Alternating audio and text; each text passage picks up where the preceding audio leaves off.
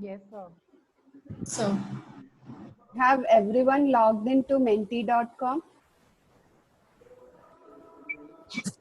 Yes, No, ma'am, Yes, I'm ma'am. just trying it out now. Yeah, Yeah, please do I'm that, giving. and Yeah. and use the code which Which you can Mubarak see has. on my Yes, screen. yes, yes, ma'am. I'm 821190. trying it. Correct. Do you want me to give a trial test? Yeah. Can you see the screen? Yeah, it is clear. Yes. Now I can see. Got it. Test 1, test 2, test 3. You're getting Yes. it, right? Yes.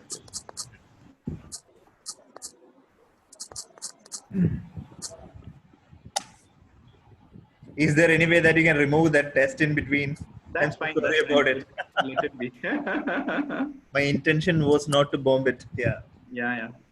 Understand.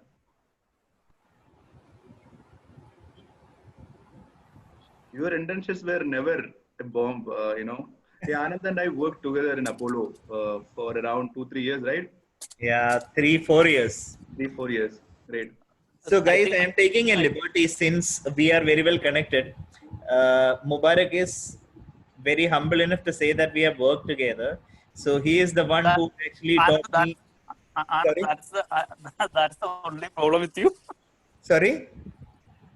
You work with Mubarak, na? Right? That's the only problem. Na?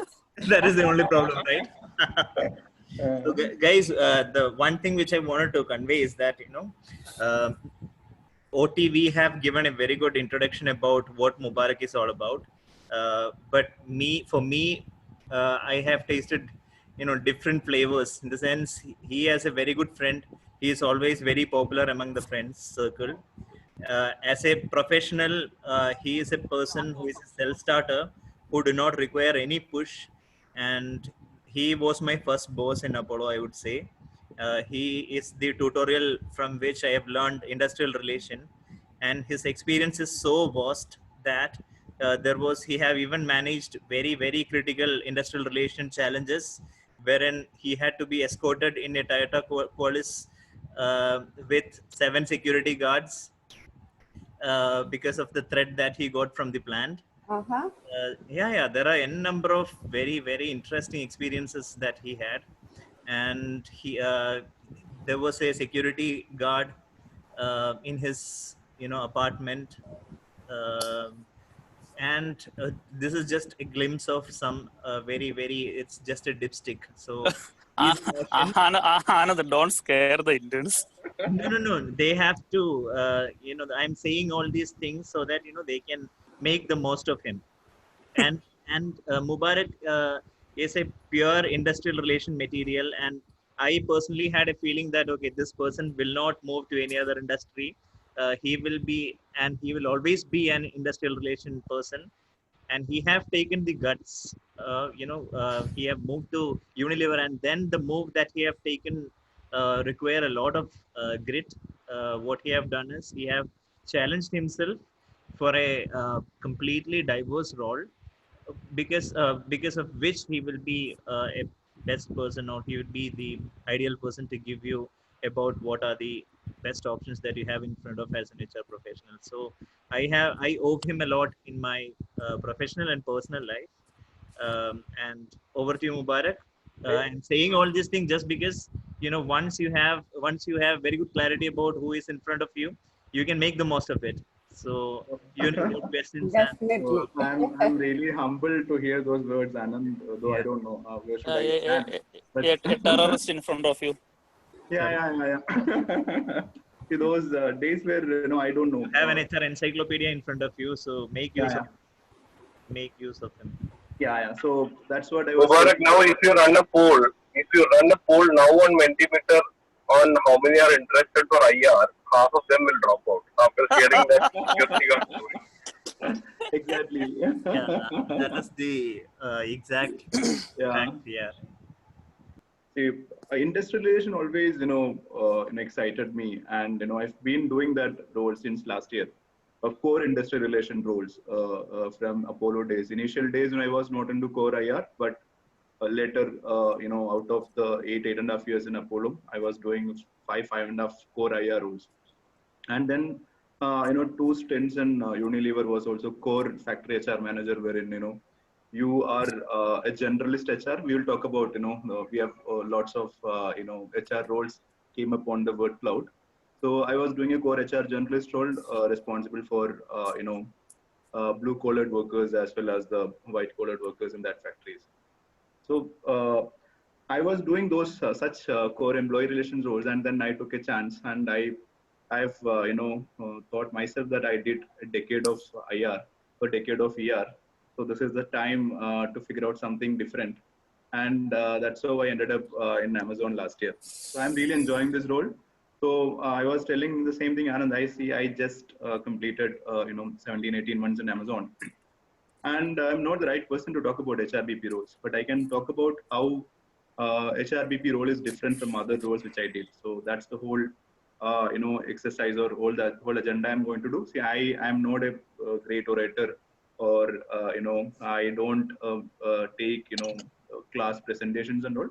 But let's figure out how we can make it more more engaging and more value adding for both of us. So that's the whole agenda.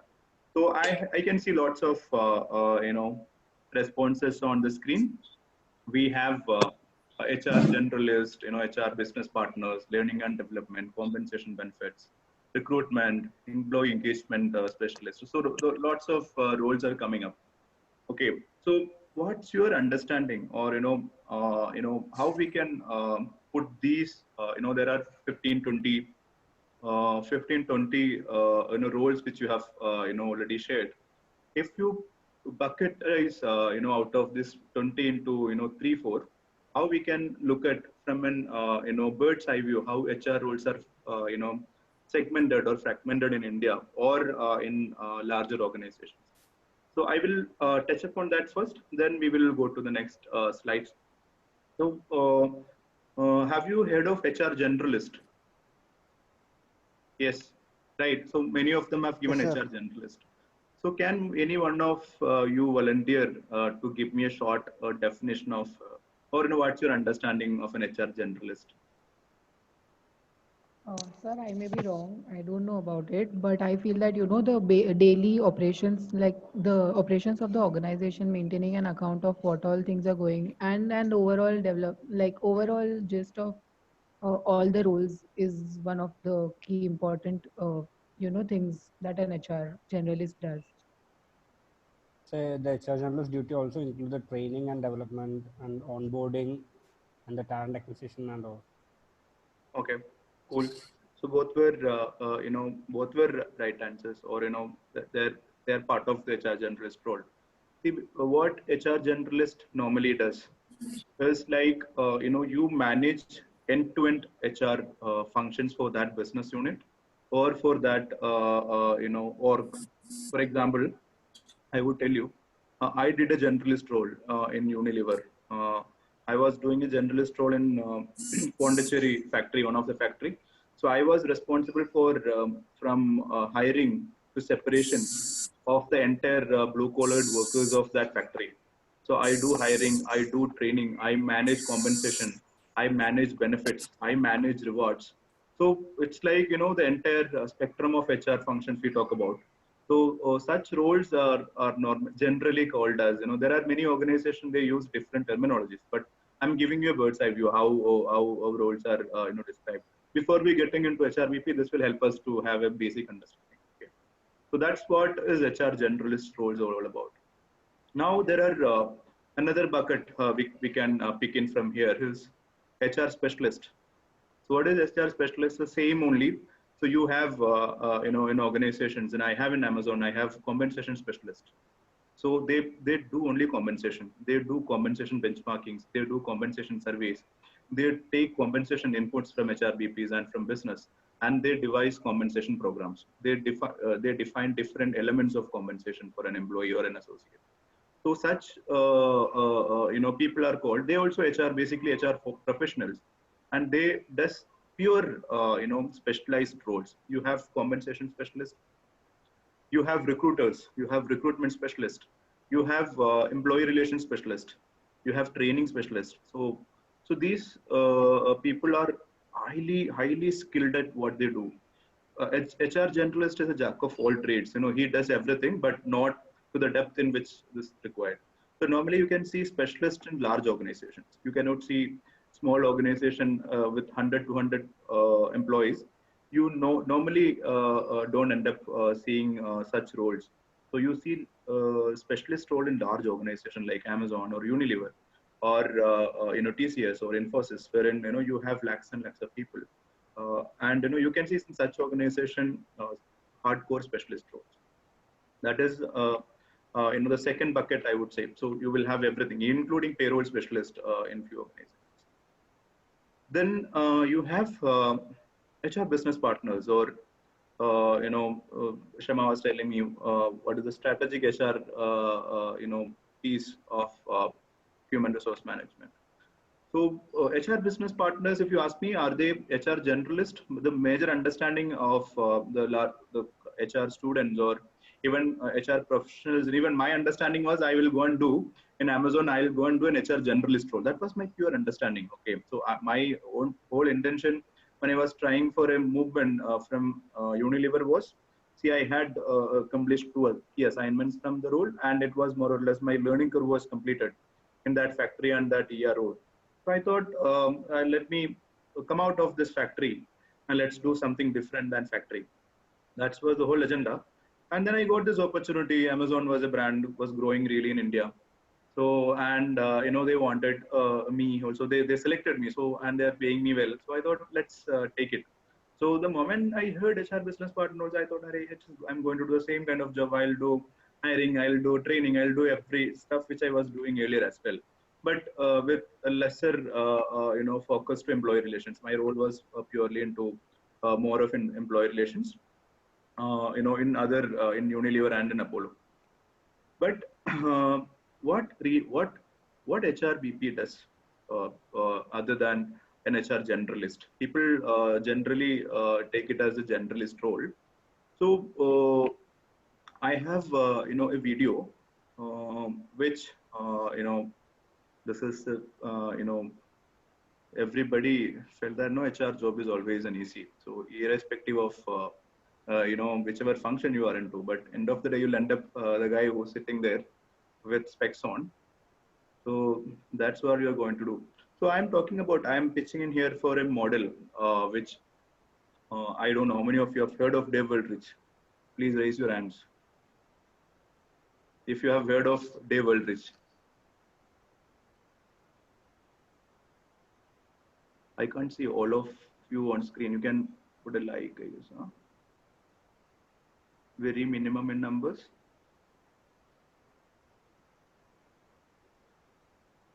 Okay.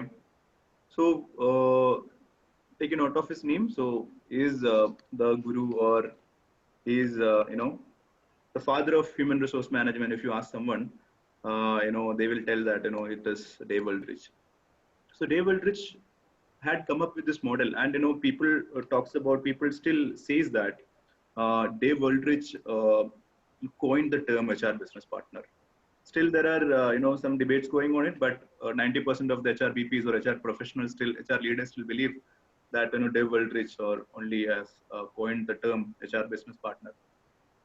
So this is a a model which he proposed in the year 1990, I guess, or immediately after 1990. So which is a age-old model, and you are able to see my screen, right? So it talks about basically 4 quadrants. You can see administrative expert. You can see all these roles current even today in organizations. I'm not saying that this role is bad or this role is, or the left hand side quadrant is good or the right hand side quadrant is bad, but the Dave Waldrich model of HR always talks about this strategic business partner plus change agent. This is what an HRBP does, or an HR future roles of HR does normally. That's what all this administrative expert, there are lots of technology available. Okay, and an employee champion role, ideally, what in Amazon believes in this, the respective line manager has to be the employee champion. HR cannot be always pitching and be a champion for employees. Your role is here is to address these 2 quadrants. the strategic business partner, as well as a change agent. So this is the model which is proposed by Dave Aldrich. There is a book also on it. So what I would suggest all of you is, you get a chance to buy the book, please buy it and keep it as a Bible for you for any reference, and seriously read it and take note of it. There are a lot of, every 3-4 pages you will get a what I would say, you will get some gold. So go and buy that book immediately, and invest your time on this book. So what we will do now, we will listen to Dave Aldrich. Okay. So Shema, if I play my screen, if I play the same on my screen, people can hear and listen to it, right? Yeah, yeah. Yeah, yeah. Okay.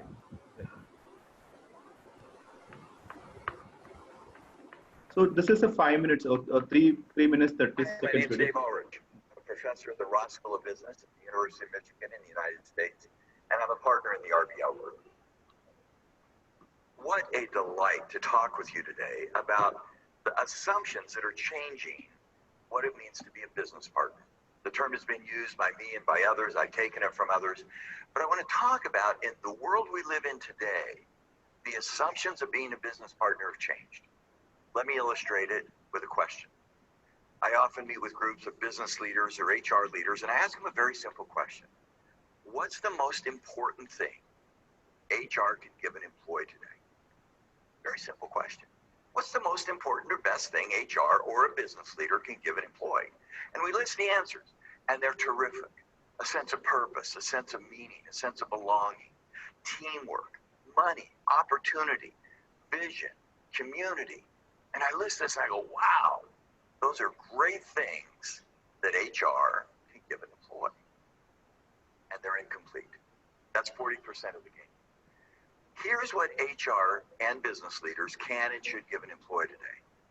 An organization that wins in the marketplace. Let me say it again. What's the most important or best thing that HR can give an employee today? An organization that wins in the marketplace. If the company doesn't win in the marketplace, there is no purpose, there is no vision, there is no teamwork, there is no incentive, there is no opportunity. Being a business partner is about that assumption. Being a business partner is not doing HR for HR. It's doing HR so that we win in the marketplace. And unless and until we win in that marketplace, HR is not adding or delivering value. And so the dominant assumption of a business partner is relatively simple.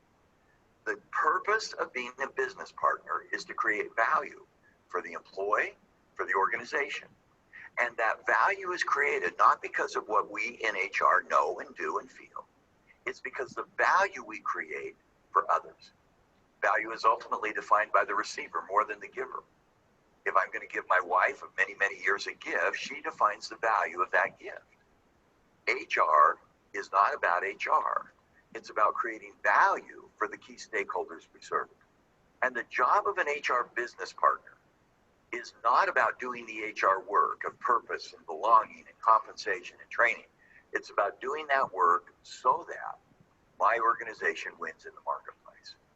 Today, as we look at HR business partner, it's not about those 4 roles.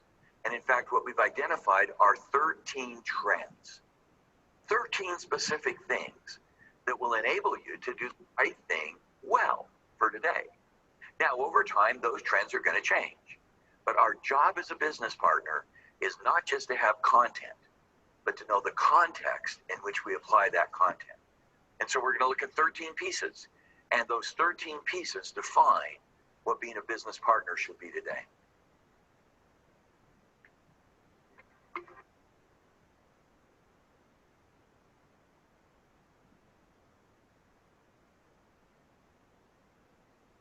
Thank you everyone for patiently watching it. So can anyone tell me what Dave was talking about? There are a couple of key insights or key gold words or golden words he talked about. I can It's give more one. like, HR is not for rather HR. than the context, rather than the content, the context is more important. Yes, rather than the It's like content, the context increasing matters. the value of the stakeholders.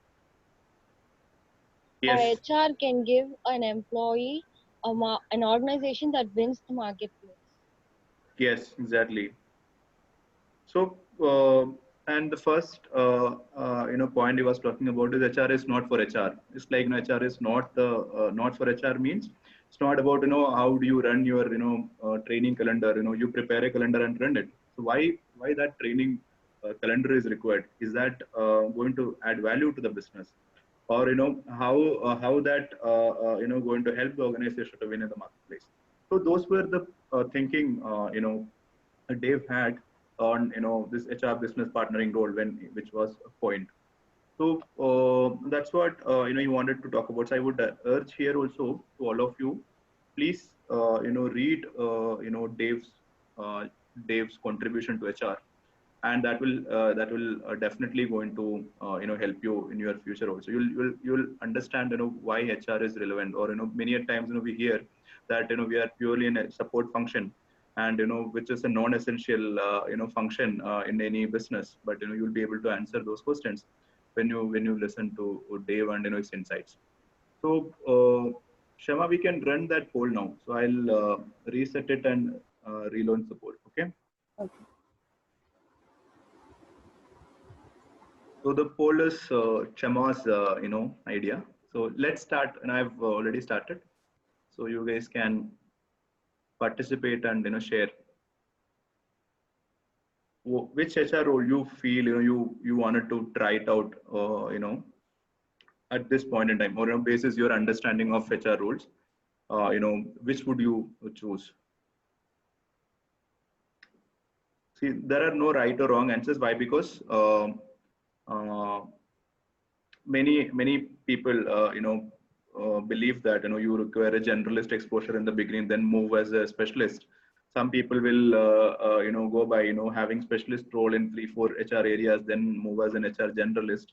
Some people will look at moving as an HRBP in the beginning itself. There are many versions to it. There are no right or wrong answers. So I guess 11, 12, 14, 16. One more has to do it. 19 are 20. Yeah, 20 has cool. done. So we have majority wanted to be an HR generalist. They wanted to be jack of all trades, getting to know what's really happens in HR. That's great, and people are really passionate about L&D. There are 4, and there are two good guys. They wanted to do IR in the beginning itself. I'm really happy that there are 2 at least, and there are 2 who wanted to do HRBP role, and there are 2 compensation benefits, or 2 plus 3. 5 people wanted to do specialist. Sorry, specialist roles. So really good to know that. So once I complete the HRBP slide, then we will relaunch the poll again to see if you have any changes on your voting. Cool.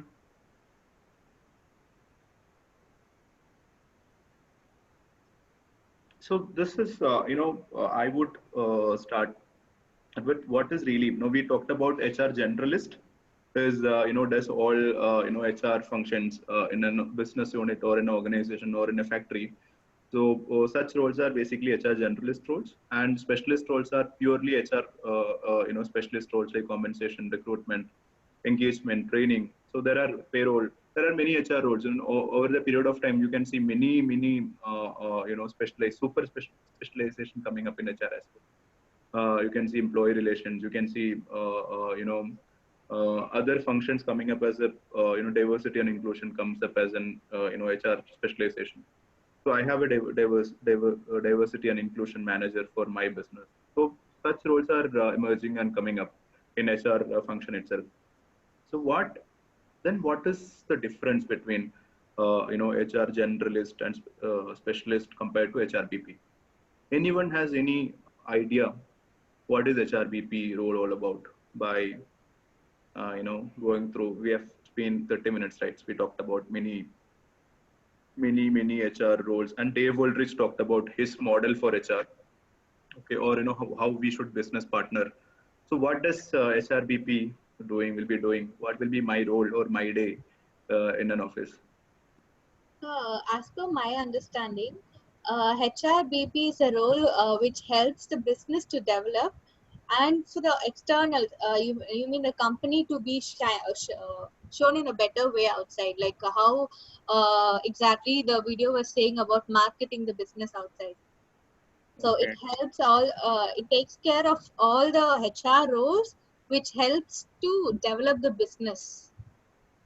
So where specialist Yeah, is partially right. specialist is usually for the to the growth of employees, to look at their developments, train them and all that. Whereas BP is fully into how these policies, how these techniques helps the business to grow. Okay, partially right. So anybody else? No, there are no right or wrong answers. I'm taking that back. No, this not partially right. You the point you made is also part of the role. Anyone else? Sir, BP sets the agenda according with the aligning it with the company's agendas. Yes. So adding on to what Vaishnavi has said, so HRBP role will be a value addition. So HRBP doesn't, so in case of comp and benefit or HR generalist or L&D, we will be focused only on that part of the employee growth, whereas HRBP can intervene into all these aspects, considering the core business activity as well. So that is why we say HR business partner. So yeah. the intervention of it matters. Yeah. Anything else? Maybe some strategic decisions. Develop, yeah, that's what. So maybe they develop strategy for Strategic decisions, right. Okay, strategic decisions or strategic partnering. Yes. And the HRBP represent the HR for the internal clients, like the different companies of the firm. Okay. Any final points, final comments?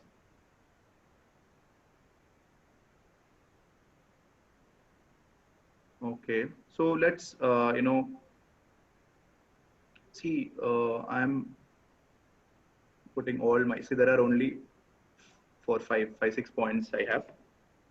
So that's basically, and I'm purely talking about an Amazon point of view. How does HRBP work? See, HRBP is like a people internal consultant. So you might have heard about how McKinsey or how different consulting organization consult business, right? So HRBP roles are basically in Amazon designed in such a way that you will be a consultant to the internal business leaders. So how I am tagged to two business leaders, two directors of the organization. So I'll be closely working with the leader in terms of understanding how the business landscape is, how the even including how competition is impacting my business, and how's my talent landscape is all about, and that with that understanding I work as a consultant. So the consultant role is then I have different specialists supporting me. For example, I have a recruitment partner. He does all recruitment for me, but as an HRBP, my role is to define what type of talent I require, what type of organization I'm looking out for 2021. So how my organization structure will be, and which level we will be hiring people, what cost I'll be hiring people. So those decisions I'll be closely working with the business leaders and having that strategy in place. That's how you strategically, people talks about how you strategically partner. So what does that different from HR generalist? What I've seen, I've done both the roles. So I've been an HR generalist in my career, wherein I've been doing end-to-end HR actions. So here it is, you don't do anything. You at time, you will be forced to go and dirty your hands. I'm not saying that you won't do transactional jobs, but you do transactional job only when you are required to do some deep dive, something going wrong in the organization. You can see some engagement matrices or some feedback mechanism you are getting some sporadic values, which is which you need to deep dive and understand. So such times you'll go and do such deep dive. Otherwise, you don't do any transaction jobs. Like you don't do recruitment. I have a partner for my recruitments. I have a partner for my set of training or my set of associates training. So there is a training partner. So I work with the training partner to design training modules, or to actively have training interventions if required for my set of people. I have a compensation partner, and I work with a compensation partner in terms of while hiring if there are exceptions required, or I'm finding it difficult to attract talent for my business in one level, then how I can elevate that role to the next level. So those such decisions will be done with compensation specialist. I have an employee relations specialist. When there are issues in terms of underperformance, I'm forced to remove or manage such underperformance in my organization. I have an ER specialist who advises me or who helps me in landing such issues. And it's a place. All HR functions have partners, and I partner with them as a consultant between the business and closely work with business and these HR wheels in the organization to see that I'm giving the right inputs, and I'm seeing that we are growing as per the plan which is designed for the organization. So I guess I did not read all the bullet points, but I guess I have most of the points have been covered. So as I said, are the people consultants. We follow business, competitors, and talent landscape closely. We engage with leaders and help them to make right decision. Especially in terms of talent, I'm talking about. I'm not talking about. I won't advise people how to sell Amazon products, but I advise people which set of organization design will be required for the next year, considering the projected volume or business which we are going to do this part of the country. So how do we plan such capacity, and what kind of roles we will have to elevate. You will have lots of insights from our internal data, irrespective of underperformance data, irrespective of talent attrition. Who has raised hands? Shruti. Shruti just raised hand. Any points?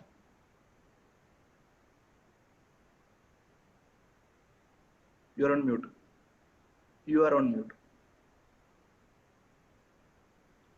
It was for the Ulrich model. I raised it earlier. I didn't do anything now. Fine. No problem. I just saw. Sorry. Oh, no problem. Go on. So the third point is, we potential how do we spot potential disasters? So you will have trends and patterns in employee surveys. Amazon follows an employee survey which asks you every day one question or one or two questions. The moment you log in, you get a question.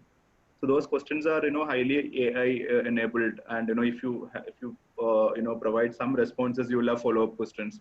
So you will get lots of inputs from such surveys for different leaders and different org. So with those informations, attrition data or compensation data, exits, everything, or hiring difficulty, or the number of days you took to hire one role, or the pay point which you have to take exceptions. You are taken exception for one role for 5 times in a year. That means you are having an issue with that role. So you find such potential disasters or issues at the organization level, and guide and consult the business and the HR functions, which will help you to come up with the right organization structure. This kind of evolving with the business in the way you manage your HR function. So as I said, I'm not saying that you don't do transactional jobs. You do. You might be forced to do at many point in time, but that is not necessarily. I don't do. If you look at my previous experience, the amount of transactional job I do nowadays is less, really less. Just 10% of what I used to do.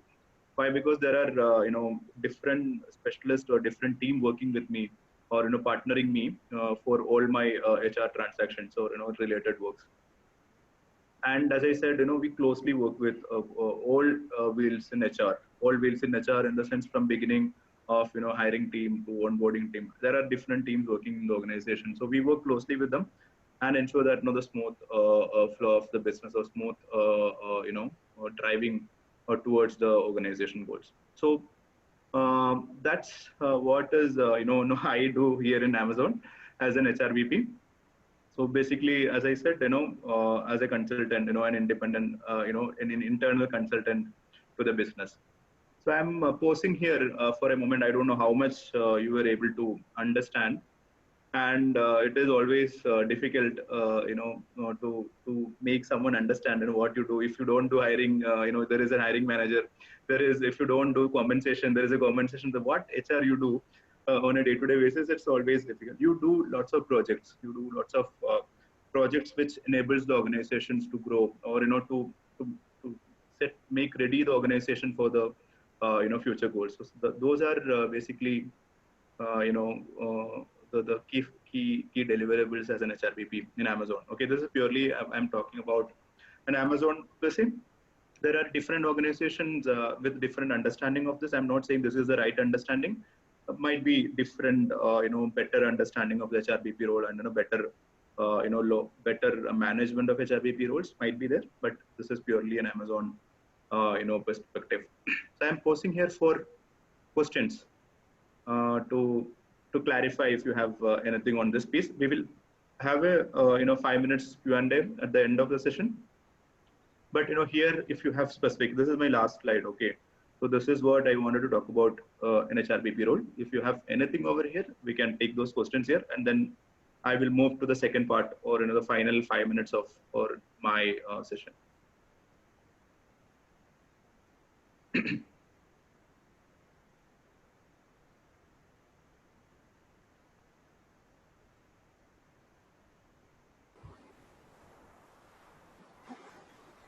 No doubts? Yeah. I have a doubt. Okay.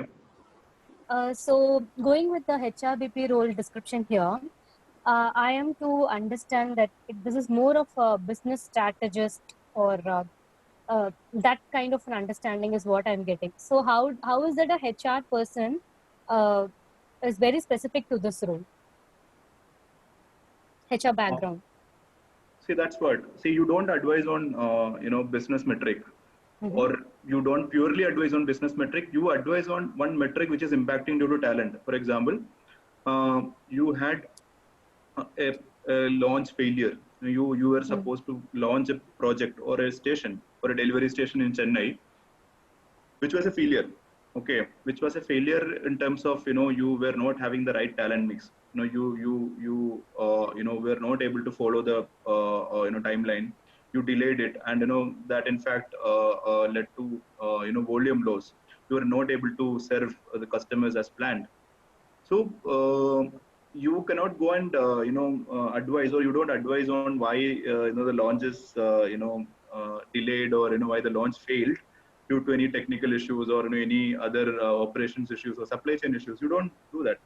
But if you see that the talent you assigned for that role was not the right level of talent, or the org you set up for that site was not the right org you set up, or the design of the org was not the right, or the right talent were not placed at the right point in time, or you were delayed in deploying right talent. So such issues you will figure out and try to resolve it. Or if something going wrong in such manner, you will step in. Or you are finding it very difficult to hire for one position, a critical position, due to compensation issues. Why? Because the market is high, or you are seeing that talent does there is a good market for such roles in outside market, and they are leaving the organization. So you will plot such trends, and you then go back to HR's HR specialist, or the compensation specialist, or to the HR leaders, or to the business leaders with these problems, and you try to resolve it. So that's how you consult and and actively partner. See, the moment you partner on all these actions, you will end up having such transactional. I'm not saying that you will have to. You are end of the day. You are the custodian of the people for your business, and you are supposed to complete the capacity. If you are supposed to add 500 people to your org in 6 months, you are responsible, no doubt about it. You cannot go and blame that recruitment did not onboard, but you are responsible for it. But you will have to ensure the right people are onboarding. You are giving the right input to the recruitment team. So that's it. So HR people can do that role. That's what I'm trying to do. This role requires HR background people. So does that means like the HRBP person have to keep ready the HR specialist people, like have to make sure that the team is worth for that? I did not get it fully. Can you repeat? So my question was like that is a HRBP role to like ensure that all the other HR activities are running smooth by analyzing the current trends in the market and all. So you cannot simply sit and watch. So you own that See, you own everything for your business, okay, or your org. Okay, you might be normally all HRBPs will be tagged to one business leader. You will be the partner to that leader. So, and you will be owning it up. Okay, so when you own it, that means you will have to own end to end. So recruitment or compensation team doesn't own your compensation process. They will give you guidance, and you have to take exceptions. You have to work with the compensation team and business leaders to run that process for your business. So that's how it is. You'll have to ensure it is working smooth or it's going smooth, but you own such processes. Okay, sir. Cool. Any other questions? Sir, what would be the difficulties if there is a shift of role from HR generalist to HRBP role, and how should a fresher approach? See, it was generalist to business partner role is easy. That is what I felt. Why? Because I had good amount of generalist experience. I have done I have done recruitment, I have done blue collar recruitment, I have done white collar or managerial cadre recruitment end to end, and I've done compensation, payroll, everything I've done during my previous career. And when you then take up as an HRBP role, it's easy. You understand the nuances. Okay, so it is always easy to move HR generalist to HRBP. That is what it will be easy for you to understand how the different wheels in the organization works. For a fresher, we Amazon hires freshers for HR business partner roles, but all the roles are hired from tier 1 institutes. Tier 1 institute in the sense XLRI, TIS, SCM HRD for HR. I'm not saying that only those people will be able to do it. There are no doubt about it. Even a fresher can easily manage this role, depending upon the your business understanding. How do you understand that business better, and how flair you are on this HR, all these HR functions. So that requires some amount of ramp up and right onboarding. So normally organizations who hires HRBPs as freshers, they'll go through a formal process of understanding how the business is running. They will have a business stint wherein they go to market and understand how the business works, and then they will do in Unilever I've seen they will do 12 months of stint. So in 12 months they'll do one compensation, one employee engagement, or one recruitment, one payroll, and then one factory stint, and then they take up HRBP roles. Then they have, and they will do a sales stint also. So then they'll really understand how the business, the all wheels of the business, and then they in turn take up HRBP roles. But this can be learned while you work, no doubt about it. And anybody who has a fair understanding of the HR functions and its implications, can easily sail through the HRBP role, no doubt about it. So I have a doubt. How is an HR head different from HR business partner? So normally HR heads, will be managing multiple HR business partners. For example, I have an HR head. So she's the director. So she has all the HRBPs reporting to her. Okay, and she also works as an HRBP for the business she is tagged to. So I'll tell you, I have 2 directors attached to me. I am the business HRBP for that, 2 directors. It depends upon which level of the HRBP role. There are different levels in the organization. If you are a senior HR business partner, you may have a director or a senior director partnering, or if you are a director himself as an HR director and doing an HRBP role wise you are an HR business partner, then you will be partnering a vice president. So you will partner that entire the large organization as HRBP. So there is if the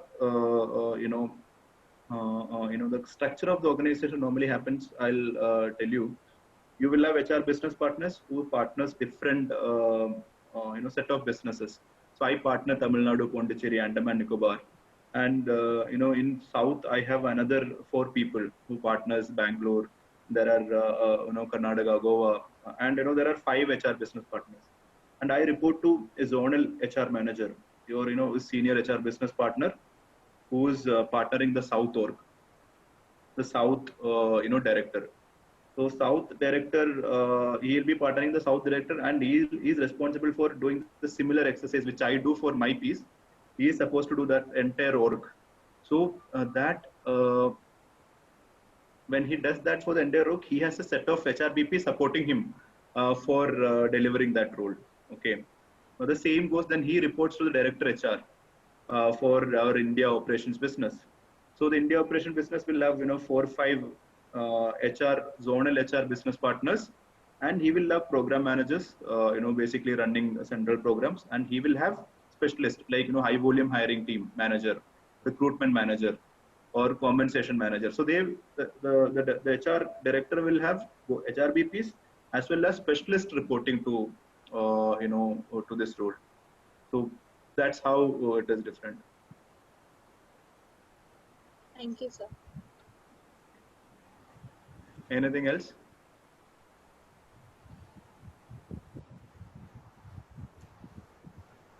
Mubarak, can you share any of your interesting experience as an HRBP? Interesting experience as HRBP or HR? I didn't understand the question.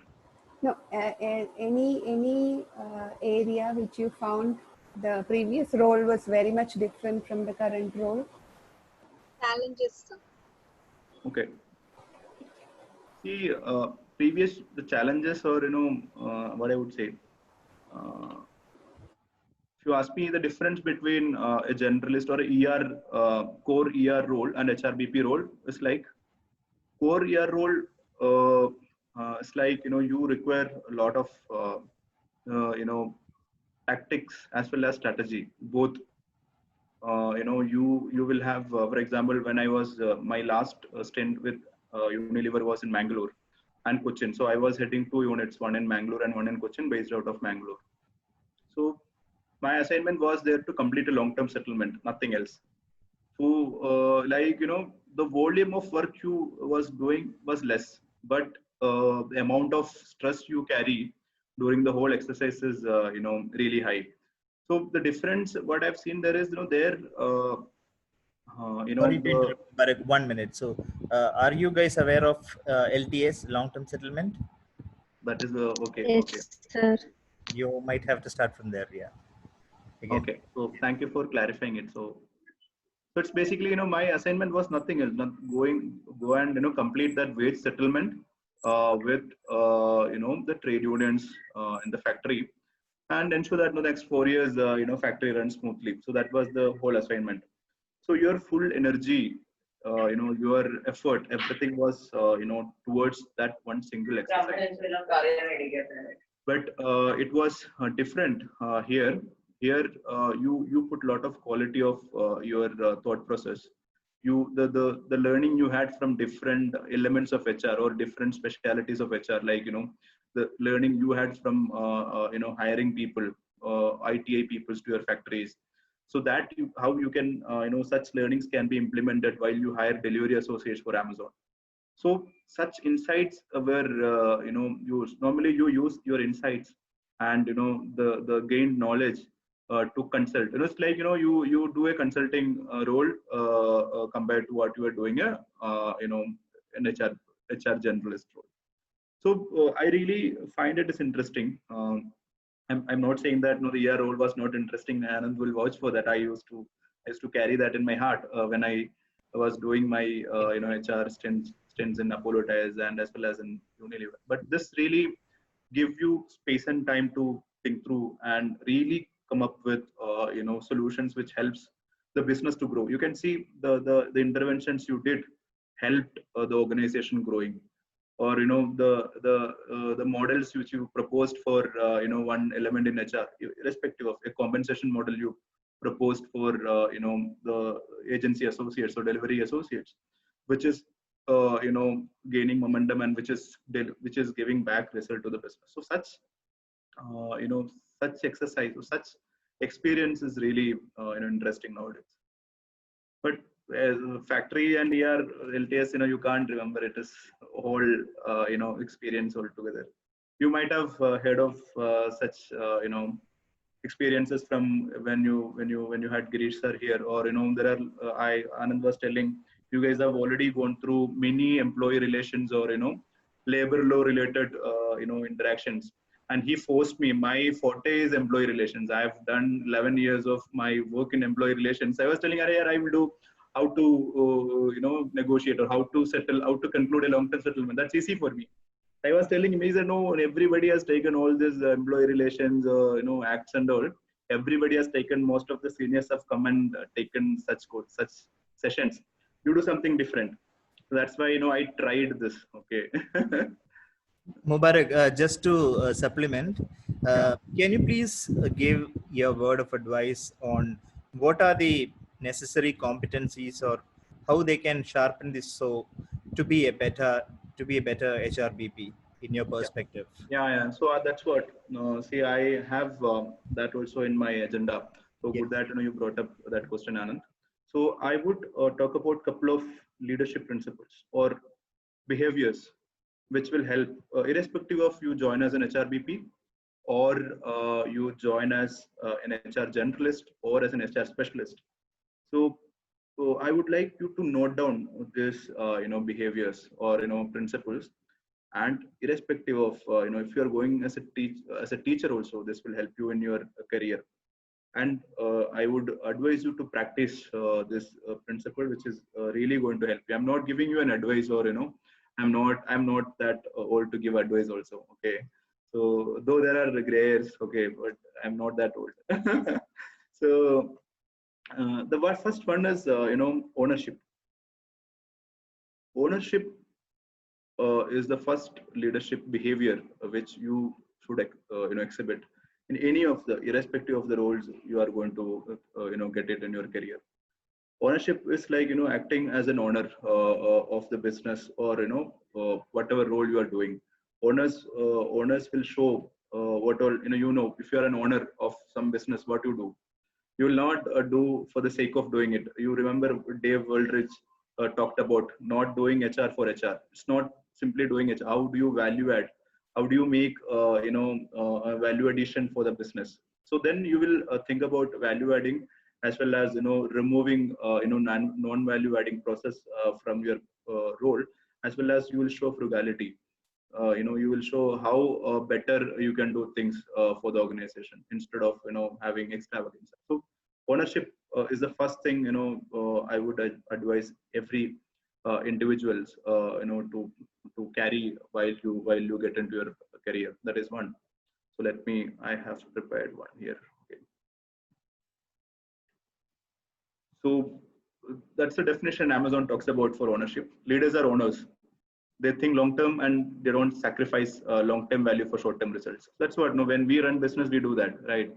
Or when we build a house, we don't compromise the quality of the floor tile, right? So that's how you should do it. When you do any simple activity, irrespective of it, a large organizational decision which impacts 100 crores for the organization, or for if you are going to spend 10,000 rupees for a simple lunch party for your, you should really look at how it's not about cost. I'm not talking about cost. See, how do you own the decision, and how do you see long term for the organization. Second is learn and be curious. So especially really valid for individuals who are getting into their career. Always be curious in terms of learning. So leaders are never done learning, and always seek to improve themselves. They are curious about different possibilities or new possibilities, and they always act to explore them. So that's the second principle I wanted to tell you. So it's not about taking an online course on every month. It's not about that. It's about curious to understand when something new comes up, curious to understand how does that going to impact me or my business or my role or my profession. So such curiosity will always, or if you hear a new word today, how fast you go and check that word on Google and understand what it is all about. So that's that inquisitiveness, if you keep always with your, always, whenever, and it's not about, there is no age for it. Everybody, who are on this call, I would advise everyone to have that learn and be curious. It's not purely about, see, nowadays, after this all webinars and, free courses, Unacademy, Gan Academy, LinkedIn Learning. So it's not about, you go and see, I'm not saying that that's not bad. You have to, if you feel that you have to learn new things, you can do that. But curiosity, or it's not about learning something, it's like, I'll do 2 courses this much. It's not about that. Having that inquisitiveness to learn, irrespective of the smallest of the smallest thing which comes up your, way while you deliver your role. Insist on higher standards. So that's the beauty, the another beautiful leadership principles which I always carry with me. Insist on the higher standards. Whatever you do, whatever smallest of the things you do, don't do it again. Go back to Dave Ulrich. Don't do HR for HR. Don't simply don't do HR for HR. Really understand why it is required and keep that highest of standards. So that's the third one, and the fourth one is bias for action. So Anand will tell how bias for action was during Apollo days. So Girish sir was he taught me. I've never heard of bias for action as a leadership principle, during my Apollo days. But we have literally practiced bias for action in Apollo. Why? Because when Girish sir, he expects speed. Speed matters in business also, I'm telling you. So many decisions, if you don't take today, those decisions will be irrelevant tomorrow. So having that bias towards action is really, really important. The next one is earn trust. Earn trust from your stakeholders, especially when you work on a highly collaborated environment. Like, what the role I'm doing, I have at least 6 or 7 partners. Like, what I talked about, recruitment, employee, engagement. There is an engagement partner, a recruitment partner. There is a compensation specialist, the compensation partner, and there is an employee relations partner. There is a training partner. There is a security and loss prevention partner. There is a safety partner. There is a facilities partner. I don't exactly remember how many else are there. So when you have such kind of collaborative environment, building and earning their trust will really help you to deliver your result. So that is so how do you earn trust? Commitment towards what you have been committed, or basically keeping your word in terms of anything which you offer, or small things which will that maintaining that integrity will really help you to earn trust of leaders and stakeholders. So there are interesting examples given by Amazon for it, how earn trust is defined. So basically, vocally self-critical. If something goes wrong from your side, you should stand up and say that I did a wrong thing. So that's what earn trust talks about. Deep dive. So this is another LP which I learned from Apollo Tires. So which credit goes to again Girish sir. So if you get a piece of paper, understand, if you get a notice from union leader, or if you get a government order with all those complexity of government order number and reference everything, understanding the details from that order, or I'm giving you some examples. So that deep dive, any issues will give you, Japanese talk about Gemba and all, right? So this is what you purely understanding, going by facts, anecdotes. If someone talks about anecdotes, go and understand whether that really exists or not. Auditing frequently. So there are many ways in which when you get into this world, you will go through opportunities wherein you will have to dive deep. So that's the I have the last and final piece of behaviors which we exhibit, or we are I try to exhibit, or we are forced to exhibit. So this last and final one is deliver results. So it's like you are paid, and you are deployed for delivering results. So we focus on key inputs, key input metrics, and that will help you to have the outcomes, business deliverables. So it's like, not coming up with reasons for not doing it. So that's the simplest example I can give you. See, the X guy did not turn up, the Y guy did not give a data. It's not about that. It's like, despite setbacks, rise back and, never settle attitude to deliver results. That's what deliver results all about. So, there are, couple of, overutilization, underutilization of such principles. So we'll not get into it. We have already late by 10 minutes, and we will have a short, Q&A also. So I'm stopping here. So I'm again taking you through ownership, learn and be curious, insist on the high standards, bias for action, earn trust, dive deep, and deliver results. So I intentionally practice. I'm using that word intentionally. See, we all have a few qualities of it. See, some of us are, we have innate that skill, or during our parenting or during our education, we have learned such skills. But not all of them, I'm sure. So intentionally practice. So if you get a paper, the government order, or you are doing a logarithm workshop, right?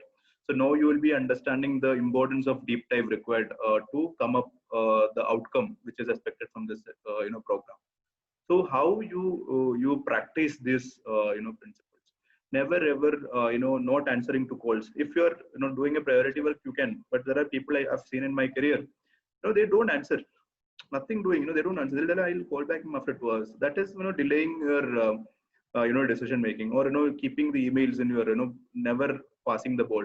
The ball is with you, and there are people ready to go and kick it and score a goal, but you are not passing the ball. Keeping it. Those are the behaviors which is against bias for action. So that's what I wanted all of you to practice regularly.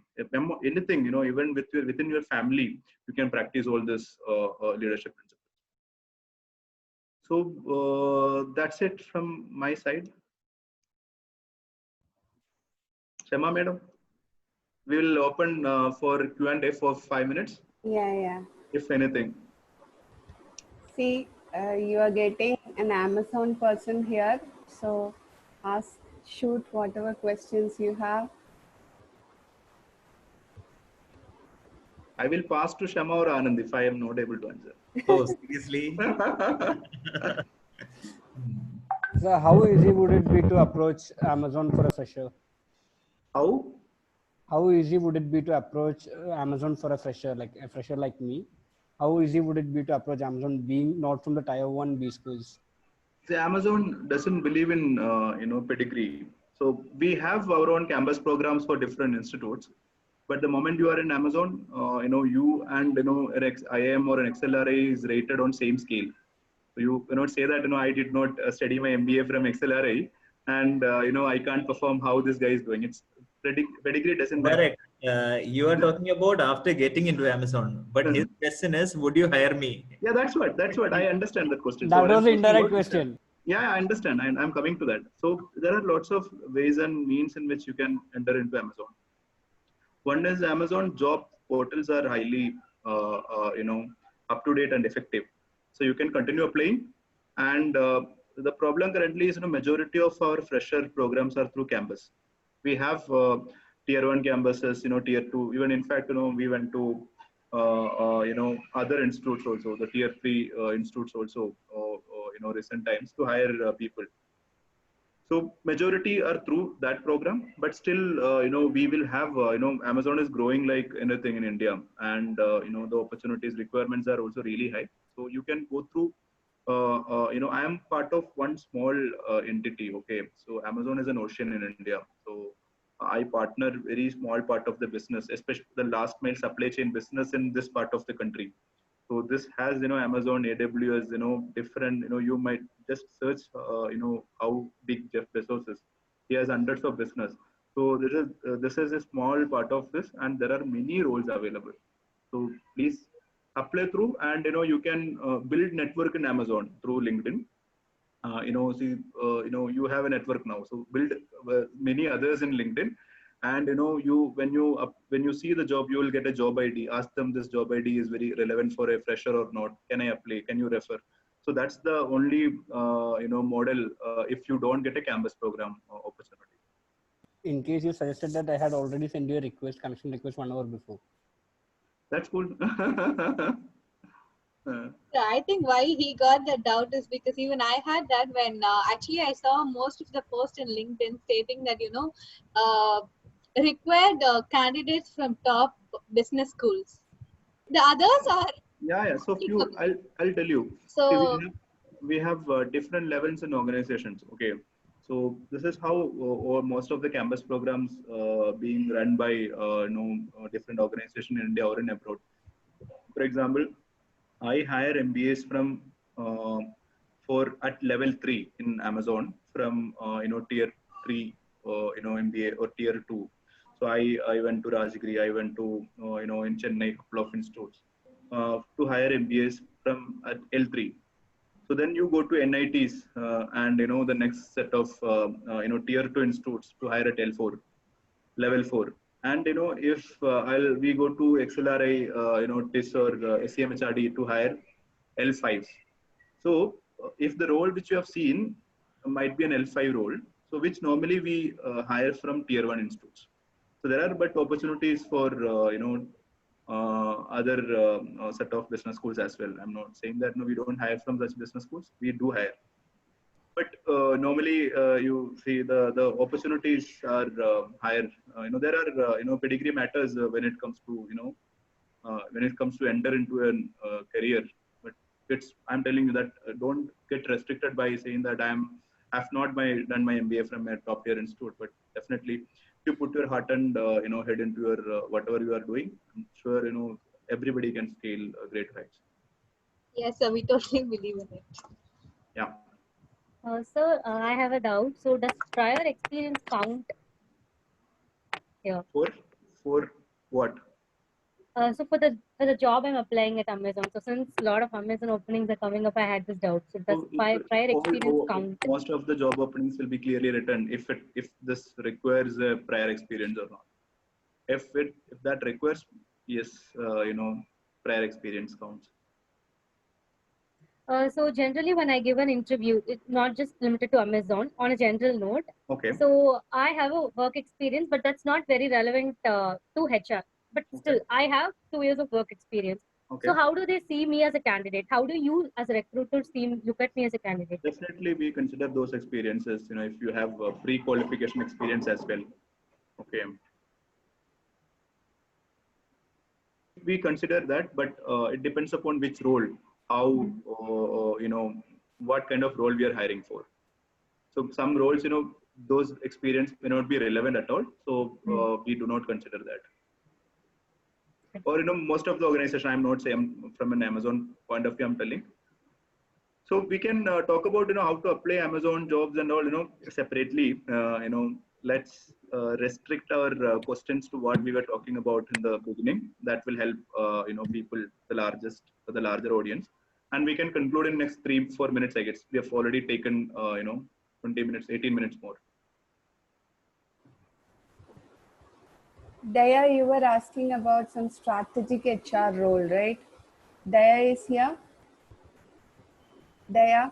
Yes, ma'am. Yeah, you can just check it with Mubarak.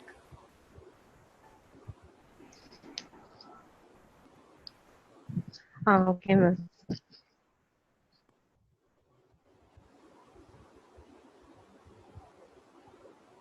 Mubarak, she was asking about strategic HR role, how it is different. Am I audible? Yeah. Hello. I'm audible. I have mentioned, or strategic HR roles and all. I don't know how it's. I have not seen someone purely putting into strategic HR role, doing only strategic advice to business. But I'm not. Give me. Yeah, I am taking the liberty from Mubarak to give more value addition to this particular question. See, it's all about business. So purely speaking, in a business perspective, Mubarak, with your permission, I was just trying to add one point. Sure. I had to open my door. No problem. So I was just telling one point that is, it's all about business. So all the strategies, mission, vision, and all the goal setting things start with what and how the business have to takes place down the line. I'll just give one example that Siddiqui sir have shared. Uh, there was a discussion. Siddiqui sir is the CHR of Maruti. Then he was speaking about the leadership team was discussing whether they need to promote diesel engine more when there was a significant difference in price of diesel and petrol. This was a discussion that happened 6 to 7 years back.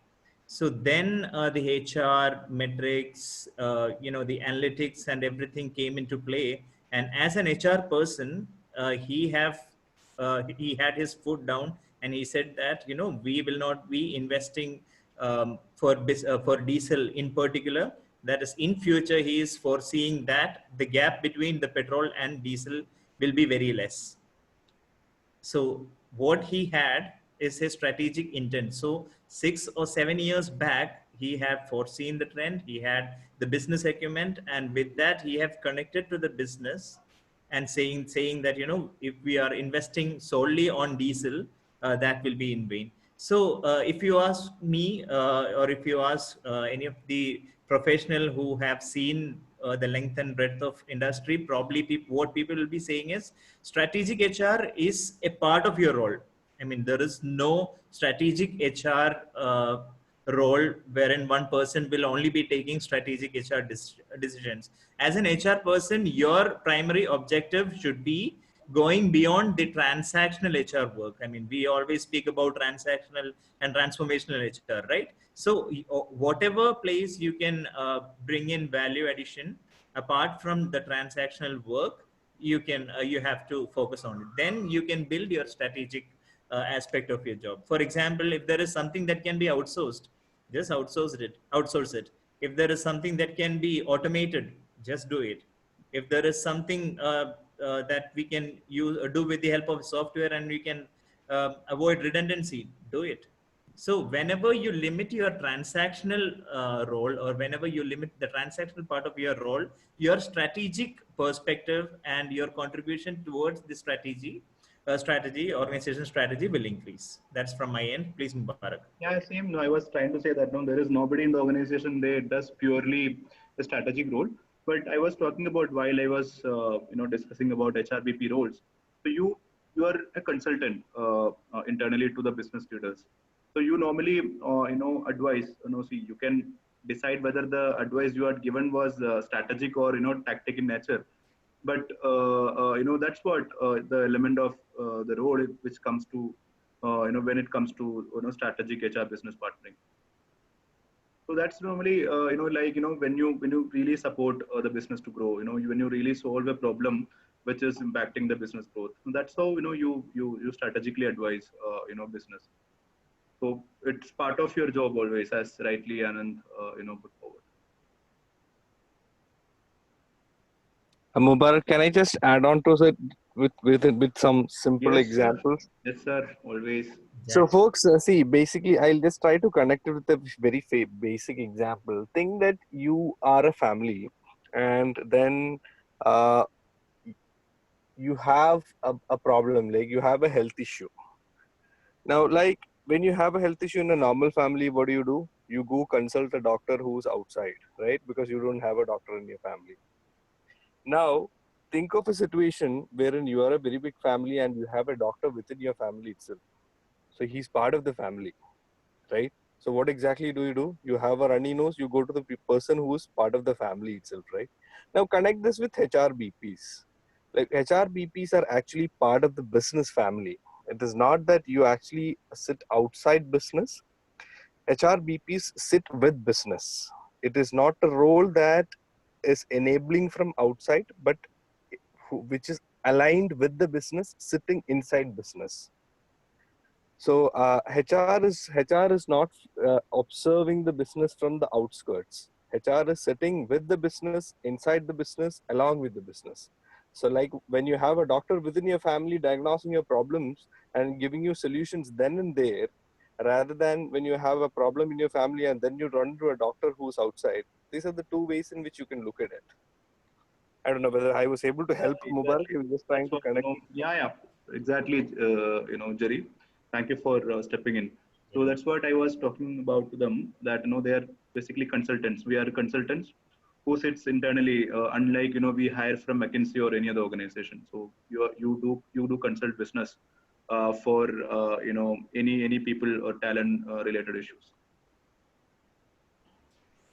In order to add on, they will not be doing the daily transactional work, which I was already saying.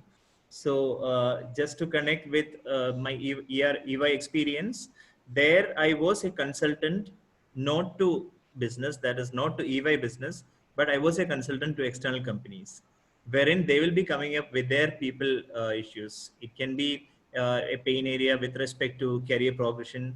It can be a pain area with respect to succession planning. It can be maybe employee engagement, or creating a non-monetary reward, or doing an assessment centers. So these are some of the challenges that normally pops up, and we will be finding a solution for that. So in HR BPs, they, as Jerry and Mubarak rightly pointed out, they will be acting as a consultant from inside. So they will not be directly involved in the transactional activities, but they have more strategic intent. That's what, how the organization enables that by having specialists supporting you. All wheels of HR, as I said, from hiring to separation team, supports you to think as a strategic business partner, or act as a strategic business partner. And as I've put down here, see, I'm not saying that we want, or HRBPs doesn't do transactional jobs, but if required, you do. But that 80% of the works, you don't generally end up doing transactional work. So that's what the answer to that strategic Daya's question. We can take 4 more minutes, right? Shama, 8:30 we can close. 1 or 2 questions. Okay. Mubarak, can you just close the screen so that we can have a screenshot? Yeah, 1 minute. Stop share.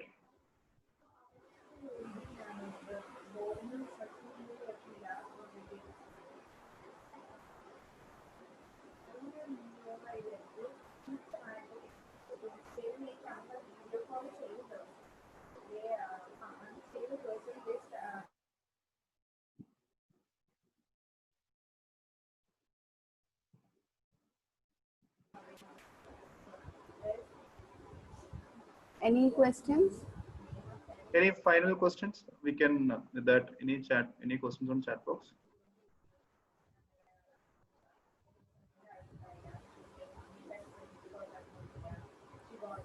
I think. Then with this, we will close. Hello? No, it's not a doubt. I just want to say, like, with the concepts and knowledge about the industry, we also learned how to be a better HR person. How Girish sir was explaining about the firm and fair approach, like how we should be firm and fair with our decisions and with the people, and you teaching us about the principles today.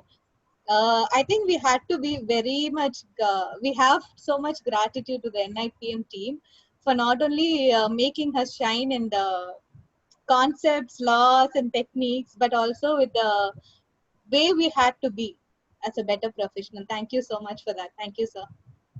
Thank you. I'm, even thank you for the NIPM team for inviting me for today. Otherwise, I should not have taken, any such programs. So really, thank you for Anand for that nudge, and Shama for helping me with this. Thank you so much for spending time with us, Mubarak. Thanks a lot. Thank you, sir. Really enjoyed. Thank you so much, sir. Yeah, really enjoyed. We have Jitin, Jerry, and Shiju also of NIPM here in this team. Okay. Yeah. So I wanted to thank, or appreciate the entire NIPM logarithm team, who are also part of the NIPM tech committee, which I am also part of. The concept has come out really, really great. And I was talking to Anand and Shama. The exposure you guys are getting, normally no freshers are getting at this point in time.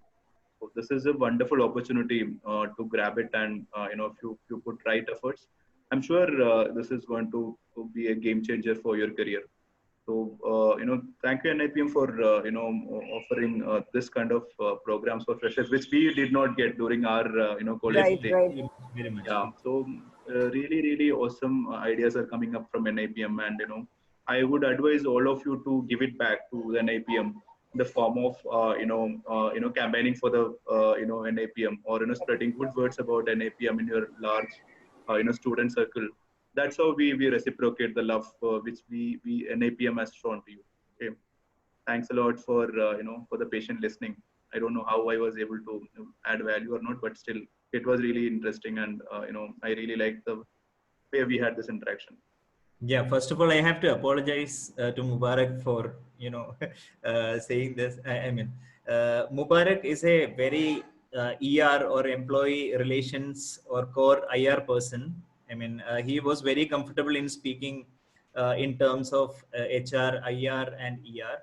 So I was the one who forcefully say that, we have a number of HR and IR person who is interacting with them. They again have mentors and bridges who are in HR and IR.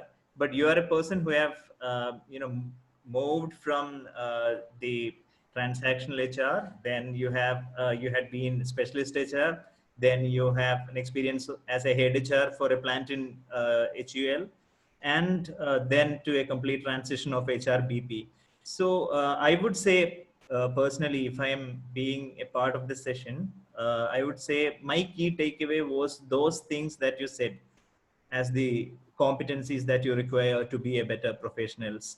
And I do personally know you for the past 10 years, and I can vouch that all of these things that you said it from the heart, and you practice it meticulously.